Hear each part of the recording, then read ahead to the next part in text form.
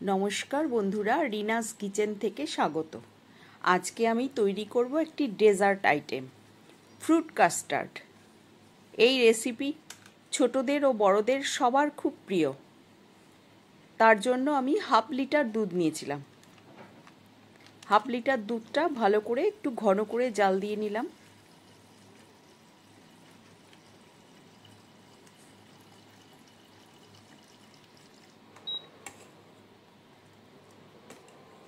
একটু ঘন করে নিতে হবে।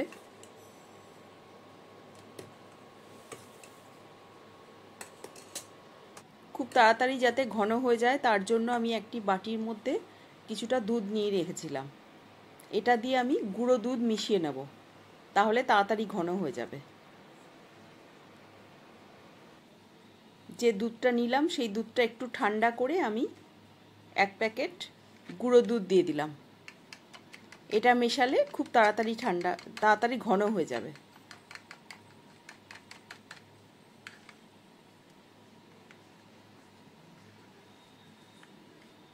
এবার এটার মধ্যে আমি কাস্টার্ড পাউডার মেশাচ্ছি। প্রায় 3 চামচ মতো দিয়েছিলাম।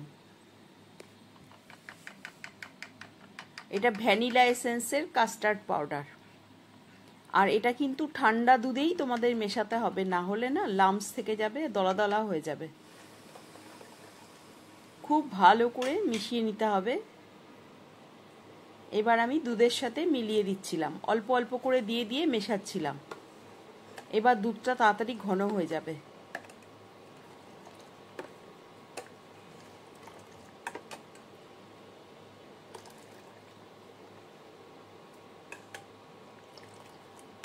একটু একটু করে মিশিয়ে মিশিয়ে আমি এর সাথে একদম পুরোটাই দিয়ে দেবো এবারে।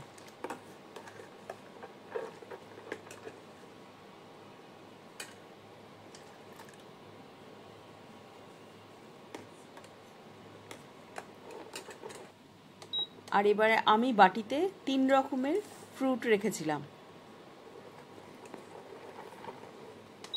এবার আমি চিনি দিয়ে দিলাম প্রায় 4 চামচ মতো। তোমরা যে যেমন মিষ্টি পছন্দ করো সেরকম অনুযায়ী দেবে। আমি 4 চামচ চিনি দিয়েছিলাম।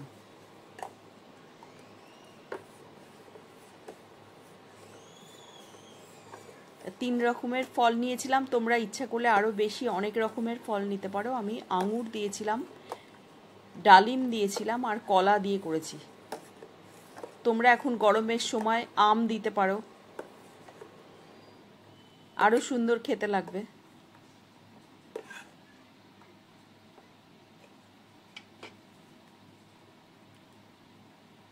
এটা ঠান্ডা হলে কিন্তু আরও জমে যাবে। আমি যেরকম রেখেছি, এটা খুব গরম অবস্থায় আছে বলে ঘনটা কম হয়েছে। এটা কিন্তু ঠান্ডা হয়ে গেলে একদম ঘন হয়ে যাবে।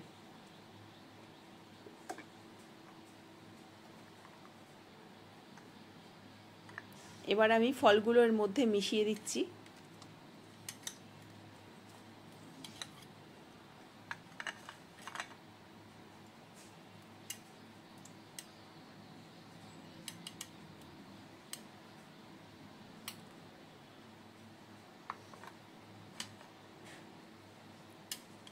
এটা আমি ফ্রিজে রেখে দেবো, 3-4 ঘন্টা রেখে দিয়ে তারপরে আবার বার করে তোমাদের দেখাবো। তোমাদের যদি ভালো লাগে রেসিপিটা তাহলে আমার চ্যানেলটাকে সাবস্ক্রাইব করো, লাইক ও কমেন্টস করো। দেখো আমার কাস্টার্ডটা হয়ে গেছে। এবার আমি ডেকোরেশন করে দিচ্ছি ওপর থেকে।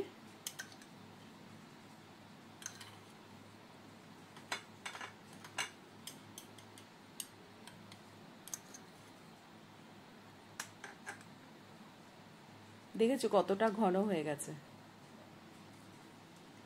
এটা খেতে খুব ভালো লাগে। তোমরা এইভাবে করে নিও, খুব তাড়াতাড়ি হয়ে যায়, চটজলদি।